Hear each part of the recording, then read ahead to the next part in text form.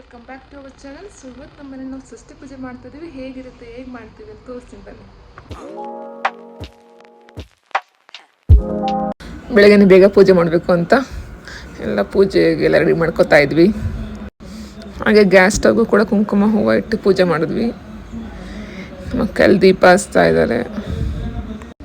ಒಬ್ಬೊಬ್ಬರು ಮನೇಲಿ ತನಿ ಏರ್ಕೊಂಡು ಬಂದು ಆಮೇಲೆ ಮನೇಲಿ ದೀಪ ಹಚ್ತಾರೆ. ಬಟ್ ನಾವು ದೀಪ ಹಚ್ಚಿ ಪೂಜೆ ಮಾಡಿ ಮನೇಲಿ ಮುಗಿಸಿ ಆಮೇಲೆ ತನಿ ಏರಕ್ಕೆ ಹೋಗೋದು. ಪೂಜೆ ಮಾಡೋಗೋಷ್ಟರಲ್ಲಿ ಬೆಳಗ್ಗೆ ಒಂದು 6:30 ಅಷ್ಟಾಗಿತ್ತು ಟೈಮು.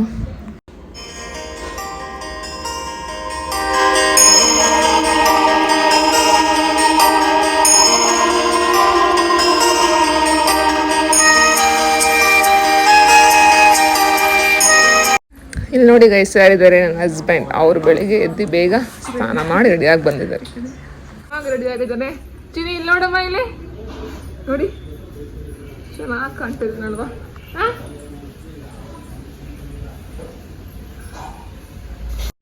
ಪೂಜೆ ಸಾಮಾನು, ಹಾಲು ಮತ್ತು ನೀರು, ತುಪ್ಪ ಎಲ್ಲ ರೆಡಿ ಮಾಡ್ಕೊಂಡಿದ್ವಿ. ಇಲ್ಲಿಗೆ ರೆಡಿಯಾಗಿ ಇವಾಗ ತನಿಯರಿಗೆ ಹೋಗಬೇಕು.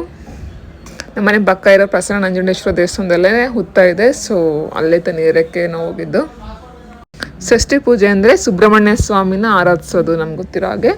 ಅವತ್ತೊಂದು ದಿನ ನಾಗರಿಕಲ್ಗಾಗಿರ್ಬೋದು ಅಥವಾ ಹುತ್ತಕ್ಕೆ ಹಾಲು ಎರಿತಾರೆ ಎಲ್ಲರೂ.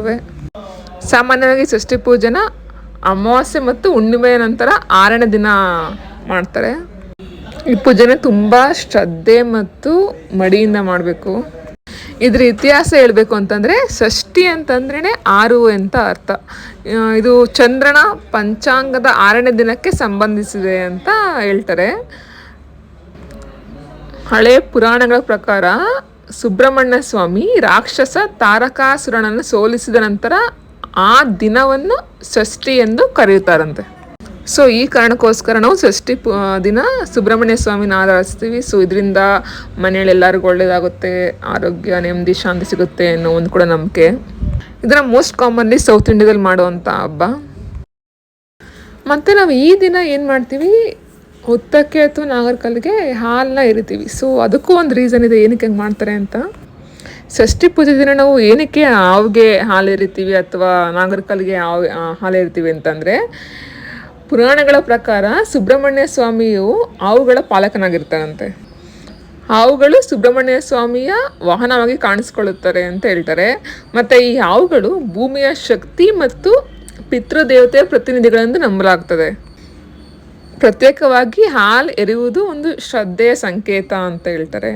ಹಾವುಗಳಿಗೆ ಹಾಲು ನಾವು ಅರ್ಪಿಸೋ ಮೂಲಕ ಎಲ್ಲ ಆರೋಗ್ಯ, ನೆಮ್ಮದಿ ಎಲ್ಲ ಸಿಗಲಿ ಅಂತ ಕೇಳ್ಕೊಳ್ಳೋದು ಅಂತ ಅರ್ಥ. ಇದ್ರ ಅರ್ಥ ಅದಲ್ಲದೆ ಹಾವುಗಳನ್ನ ಸಂರಕ್ಷಣೆ ಮಾಡಿ ಪ್ರೊಟೆಕ್ಟ್ ಮಾಡೋದು ಕೂಡ ಇದ್ರ ಒಂದು ಉದ್ದೇಶ ಆಗಿದೆ.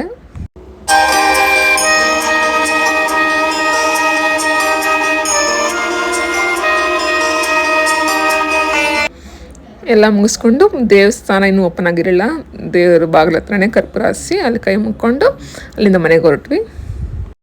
ಸೊ ಎಲ್ಲ ಪೂಜೆ ಮುಗಿಸ್ಕೊಂಡು ಮನೆಗೆ ವಾಪಸ್ ಹೊರಡ್ತಾ ಇದ್ದೀವಿ. ಮನೆಗೆ ಹೋಗಿ ಎಲ್ಲರೂ ತಿಂಡಿ ಮಾಡಿದ್ವಿ. ಸೊ ಇದಾಗಿದೆ ಷಷ್ಠಿ ಪೂಜೆ ಎಲ್ಲ. ಈ ವಿಡಿಯೋ ಇಷ್ಟ ಆಗಿದ್ರೆ please do subscribe to my channel.